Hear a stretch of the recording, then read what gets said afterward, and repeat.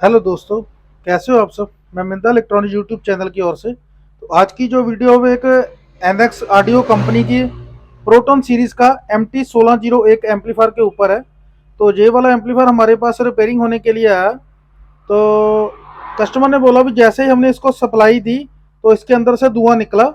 तो दिखाते हैं, हमने इसको एक बार खोल के चेक भी किया तो कस्टमर के सामने ही। तो अभी आप देख सकते हैं अभी इसकी क्या कंडीशन है। तो ये जो धुआं निकला था वो इस साइड से निकला, आप देख सकते हैं अभी ये जो कोयल है काली हुई पड़ी है। तो बाकी इसका जो हमने सप्लाई सेक्शन देखा तो एक कैपेसिटर इसका बाहर निकला हुआ है टूट के। तो दूसरी बात है, ये हमने नोटिस की भी इसका जो सप्लाई सेक्शन का बोर्ड है वो ऐसे हिल रहा है। जो इसके नीचे सपोर्ट होती है वो भी उसकी एक लेग टूटी हुई है। और बाकी जो स्क्रू थे वो पीसीबी में से ऐसे ही बाहर आ चुके हैं, आप देख सकते हैं। और लेग भी इसकी दो तीन टूटी हुई है। तो ये वाली हमको दिक्कत इसमें नजर आई है। दूसरी बात, एक इस वाला मॉड्यूल देखने में तो हमको अच्छा नजर आ रहा है, आप देख सकते हो ध्यान से अच्छे से। तो बाकी इसके इधर ट्रांसफार्मर वाली साइड में ऐसे धुआं जो आया हुआ है। तो ये भी चेक करेंगे भी कहाँ से धुआं निकला है, कोई रेजिस्टेंस जल गई या कोई कैपेसिटर इसका लीक कर गया। तो बाकी ये वाला कैपेसिटर तो इसका टूटा हुआ है, बाकी जो दो कैपेसिटर के ऊपर के कैप भी निकले हुए हैं। देखते हैं अभी इसको कैपेसिटर वीक हुए हैं, फूल गए, क्या हुआ है। तो ये वाला मॉड्यूल तो ऐसे धुआं मारा हुआ है, आप देख सकते हो इसका धुआं निकला अच्छे से। तो बाकी इसका जो आगे से सप्लाई सेक्शन में सॉफ्ट स्टार्टर में एनटीसी भी इसके फटे हुए हैं। तो आप देख सकते हैं एनटीसी की कंडीशन क्या है। वो तो तब फटते ही फटते हैं जब इसके ऊपर लोड पड़ जाता है, आगे शॉर्टिंग होती है, तब ये दिक्कत आती है। तो बाकी इसको एम्पलीफायर को हम पहले क्या करेंगे भी इसका सप्लाई सेक्शन रिपेयर करेंगे। इसके फ्यूज भी निकल गए ऐसे हिलने की वजह से, दो तीन फ्यूज भी इसके निकले हुए हैं, आप देख सकते हैं बोर्ड के अंदर। तो क्या करते हैं, पहले सप्लाई सेक्शन रिपेयर करेंगे, उसके बाद इसको चला के देखेंगे भी ये वाला मॉड्यूल जो हमको सही नज़र आ रहा है वो चलता है कि नहीं चलता, और इस वाले मॉड्यूल को रिपेयरिंग करते हैं। तो एक बार कैमरा सेट करके मैं आपको बता देता हूँ हमारा कौन कौन सा मॉड्यूल शॉर्ट है। तो ऐसे लगे लगे भी आप चेक कर सकते हो, तो वो बताता हूँ आपको। तो अभी हमने कैमरा को सेट कर लिया।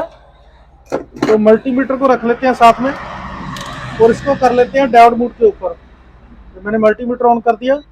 अभी ये कंटिन्यूटी मोड आ गया, ये डायोड मोड आ चुका है। तो अभी क्या करते हैं, अभी इस वाले साइड के पहले ट्रांजिस्टर चेक करते हैं अभी हमारे इसमें कोई शॉर्टिंग तो नहीं है।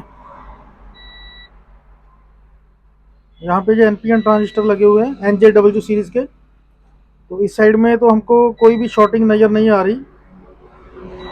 हाँ, पीएनपी ट्रांजिस्टर है, सॉरी, पीएनपी ट्रांजिस्टर है। यहाँ पे कहीं पे भी शॉर्टिंग नहीं है। हाँ, इस साइड में भी नहीं है। लास्ट वाले में चेक कर लेते हैं एक बार। हाँ, यहाँ पे शॉर्टिंग नहीं है, यानी कि ये दोनों साइड के ट्रांजिस्टर बिल्कुल ओके है। और इस साइड में अगर चेक करते हैं तो यहाँ पे भी पीएनपी होंगे, यहाँ पे भी एनपीएन ही है। यहाँ पे भी शॉर्टिंग नहीं है बिल्कुल भी, डायोड की रीडिंग हमें प्रॉपर मिल रही है। लास्ट वाले में देख लेते हैं, इस साइड में भी देख लेते हैं और इसमें देखते हैं। तो यहाँ पे हमको फुल शॉर्टिंग मिल रही है, आप देख सकते हैं 0 0 आ रहा है। तो इसका मतलब ये है कि जो ये डायोड लगा होता है, डायोड के इस साइड वाले सभी ट्रांजिस्टर हमारे ओके हैं और इस साइड वाले फुली शॉर्ट है। तो क्या करते हैं, अभी इस वाले मॉड्यूल के बाद में देखेंगे, पहले इसका करते हैं सप्लाई सेक्शन रिपेयर और इसको करते हैं अच्छे से फिट। जैसे ये हिल रहा है इसको भी हिलना बंद करवाते हैं, नीचे से स्लीव डाल के स्क्रू लगा के इसको टाइट करते हैं अच्छे से, भी ये आगे से हिले ना, ऐसे दिक्कत ना दोबारा आए। इसको टाइट करने के बाद क्या करते हैं, सप्लाई देके इस वाले मॉड्यूल को चेक करते हैं भी ये हमारा काम कर रहा है कि नहीं कर रहा है। और जो जहाँ पे धुआं हमको नजर आया था ट्रांसफार्मर के ऊपर, उसको भी डायग्नोस करेंगे भी कहीं कोई रेजिस्टेंस जली है या कैपेसिटर लीक हुआ है इस वाले मॉड्यूल का। तो हमको इस पे अच्छा काम करना पड़ेगा, काफ़ी ज़्यादा मेहनत भी आएगी। तो करते हैं रिपेयरिंग, फिर आपको बताते हैं अभी क्या क्या हमको फॉल्ट मिलता है, तो दिखाते हैं आपको। तो अभी हमने क्या किया, अभी इसका जो सप्लाई सेक्शन का जो है मॉड्यूल बाहर निकाला है, इसकी पावर सप्लाई बाहर निकाली है, जो कैपेसिटर बैंक होता है इसका। तो आप देख सकते हैं अभी यहाँ पे इसका पीसीबी में क्रैक है, यहाँ पे भी पीसीबी में क्रैक है, क्योंकि जो स्क्रू लगे हुए थे स्क्रू निकाल ऐसे ही निकल चुके हैं। एम्पलीफायर ये जो दिक्कत आती है, जो एम्पलीफायर गिरने की वजह से आती है, और इसकी 3 लेग जो है वो एम्पलीफायर की चैसी में से टूट चुकी है। ये आप देख सकते हैं, 1, 2 और 3, और 2 लेग में से अंदर से स्क्रू निकले, और जो तीसरी ये वाली लेग थी, यहाँ से कैपेसिटर बैंक में टच हुई, जिसकी वजह से यहाँ पे स्पार्किंग हुई है। आप देख सकते हैं यहाँ पे स्पार्किंग हुई है, और ये वाला इसका जो कैपेसिटर है वो तो टूट ही गया है स्पार्किंग होने की वजह से। इसका मतलब ये अभी कैपेसिटर हमारे ओके हैं, सिर्फ टूटे हुए हैं। तो बाकी करते हैं इसको रिपेयरिंग, फिर बताते हैं आपको। तो दोस्तों अभी हमने इस पावर सप्लाई को निकाला हुआ था, तो अभी हम रिपेयरिंग कर रहे थे इसकी। तो हमने जो कैपेसिटर था वो हमने चेंज कर दिया है। तो जब हमने चेक किया तो इसका जो 15 वोल्टेज सप्लाई बनाने के लिए ये जो 2 जीनो डायोड यूज़ किए गए हैं, आप देख सकते हैं इसका नंबर भी यहाँ पे मेंशन किया गया है, 1N5352B। तो ये 5 वाट का जीना डायोड होता है। तो ये दोनों के दोनों शॉर्टिंग मिले हमको। तो उसके बाद हमने क्या किया, अभी जो ये बैक पैनल लगा हुआ था इसके पीछे, आईओ बोर्ड जिसको बोलते हैं, यहाँ पे हमको स्पार्किंग मिली और इसका जो वायर भी जला हुआ मिला। तो जब हमने इसको निकाला बाहर, तो इसका रिजल्ट आप देख सकते हो भी कैसा मिला है। यहाँ पे जो पहले ही बात तो है, जो सप्लाई का कैपेसिटर लगा होता है, मैं एक बार आपको फोकस करता हूँ। ये जो सप्लाई का कैपेसिटर लगा होता है वो तो फटा हुआ था, और साथ में इसके जो आईसी भी ब्लास्ट हो चुके थे, सभी के सभी। तो ये सभी के सभी आईसी ब्लास्ट हो चुके हैं, तो अभी आप देख सकते हैं। तो अभी करते हैं, अभी इसके जो बैक पैनल को, आईओ बोर्ड को भी हम रिपेयरिंग करते हैं अच्छे से। इसकी भी रिपेयरिंग करते हैं, जितने आईसी खराब है उसको भी हम चेंज करते हैं। और इसके जो 5 वाट के जीनो डायोड लगे हुए हैं, 5 वाट का इसलिए यूज़ किया गया है क्योंकि इस वाले मॉड्यूल को और दूसरी साइड वाले मॉड्यूल को भी 15 की सप्लाई इन्होंने दी गई है, और सेंटर से जो आईओ बोर्ड के लिए सप्लाई निकाली गई है।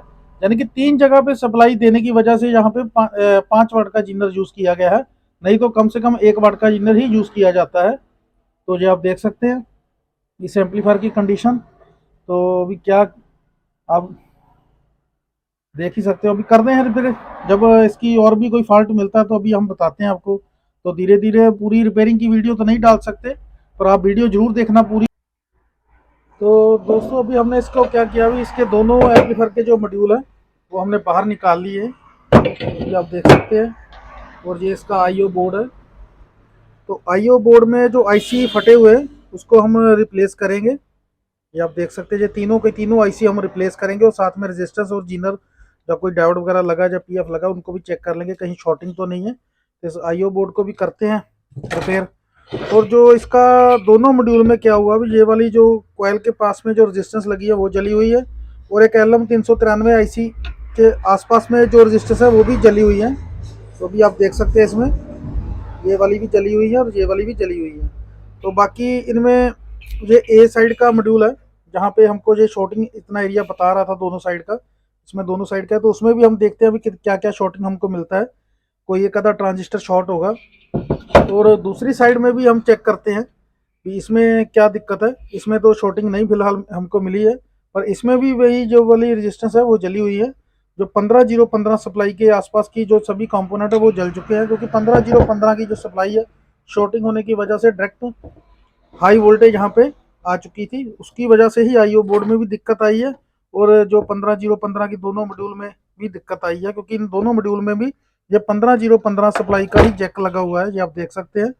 जिसके पास में जो रेजिस्टेंस है, जो 15 की सप्लाई का जैक है, इसमें भी ऐसे ही है। ये चैनल बी का है,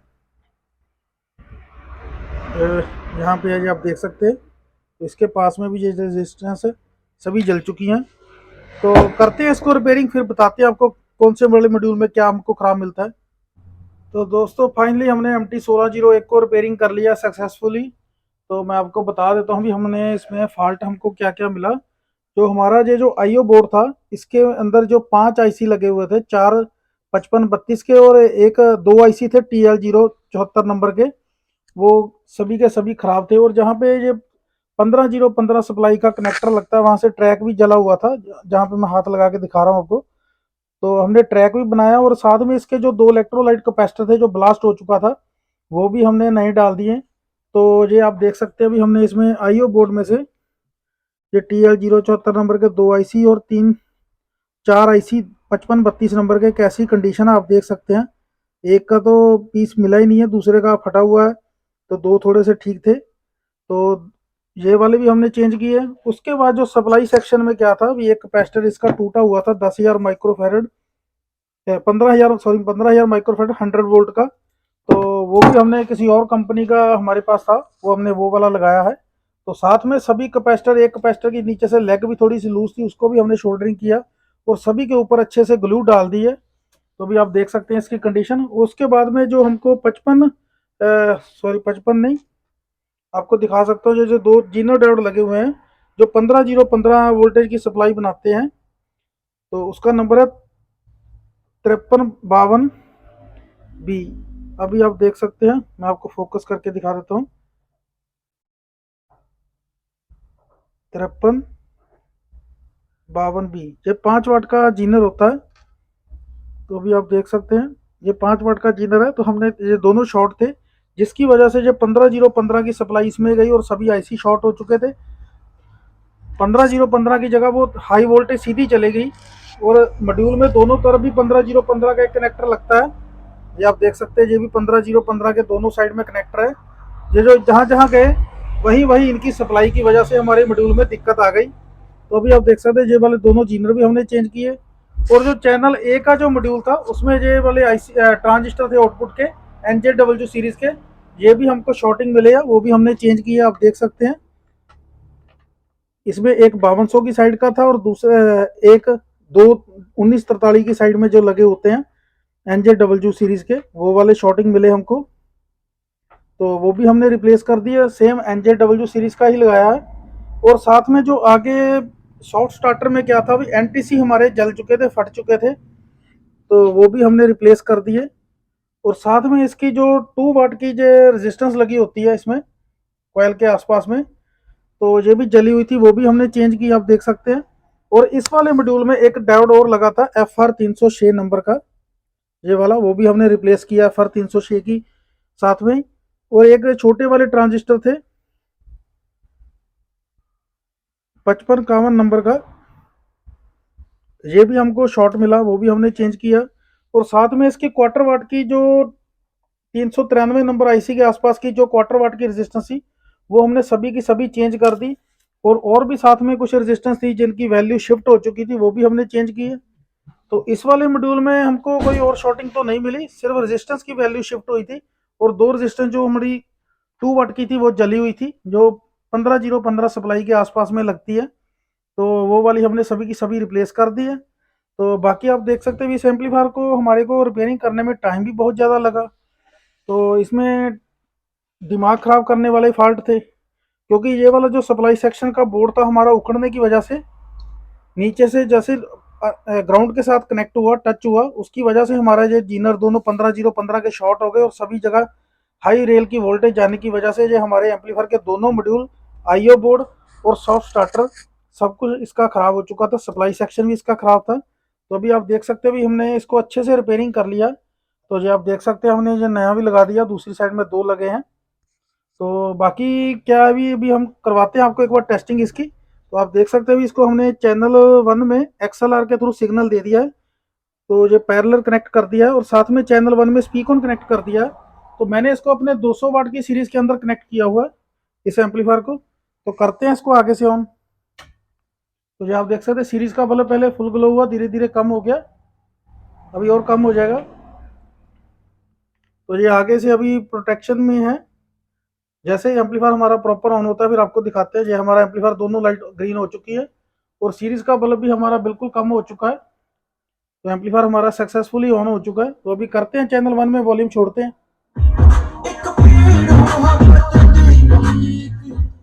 तो चैनल 1 भी हमारा काम कर रहा है अच्छे से, कोई दिक्कत वाली बात नहीं है। तो जो हमारी सप्लाई हिल रही थी उसका हमने क्या सोल्यूशन किया, जो हमारी उखड़ गई थी नीचे से चैसी में से, हमने नीचे स्पेसर डाल के इसके अंदर नट बोल्ट टाइट कर दिए सप्लाई को। तो सप्लाई के नीचे हमने स्पेसर लगा दिया, उसकी वजह से हमारी सप्लाई एक जगह फिक्स हो चुकी है। तो अभी हम जो स्पीकर निकाल के चैनल 2 में लगाते हैं। तो अभी छोड़ते हैं आगे से चैनल 2 की वॉल्यूम, आप देख सकते हैं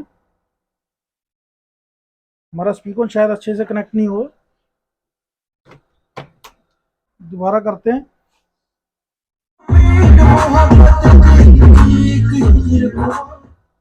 तो ये हमारा चैनल 2 भी सक्सेसफुली काम कर रहा है। तो ऐसे आप भी अपना, अगर मैकेनिक हो तो आप भी अपना एम्पलीफायर सक्सेसफुली रिपेयरिंग कर सकते हो, अगर आपको इसके बारे में अच्छी नॉलेज हो। इसको बार स्टेप बाय स्टेप अगर आप चेक करते हो, जैसे हमने ये वाला मॉड्यूल निकाला था, तो इसमें जितने भी रेजिस्टेंस हमको वैल्यू शिफ्ट हुई थी वो हमने सभी चेंज की है। तो जैसे अगर कोई भी हमारे पास कोई एम्पलीफायर आता है, आप भी रिपेयरिंग करने का मैं एक टिप्स आपको देता हूँ। तो आप जब मॉड्यूल उसका निकालते हो तो उसमें क्या करो भी, जब भी आपको कोई भी कंपोनेंट शॉर्टिंग मिलता है, उसके साथ में जितने भी कंपोनेंट लगे उसकी सभी की टेस्टिंग करो अच्छे से।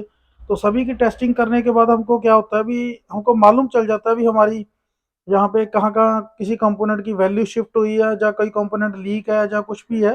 तो उन सभी को चेंज करने के बाद आपको क्या होता है भी, हमारा एम्पलीफायर का जो मॉड्यूल होता है वो सक्सेसफुली रिपेयर हो जाता है। उसको आप जैसे ही एम्पलीफायर के अंदर कनेक्ट करते हो तो वो आपका 100% चल जाएगा। तो ऐसे ही हमने ये वाला काम इसी में ही किया है। तो जिसकी वजह से हमको ये आईओ बोर्ड में भी हमको फुली रिपेयरिंग कर दी, और सप्लाई के अंदर भी हमने रिपेयरिंग कर दी, चैनल ए के मॉड्यूल में भी हमने रिपेयरिंग की, चैनल बी के मॉड्यूल में भी हमने रिपेयरिंग कर दी, और साथ में इसके जो आगे सॉफ्ट स्टार्टर के एंटीसी वो भी हमने चेंज कर दिए।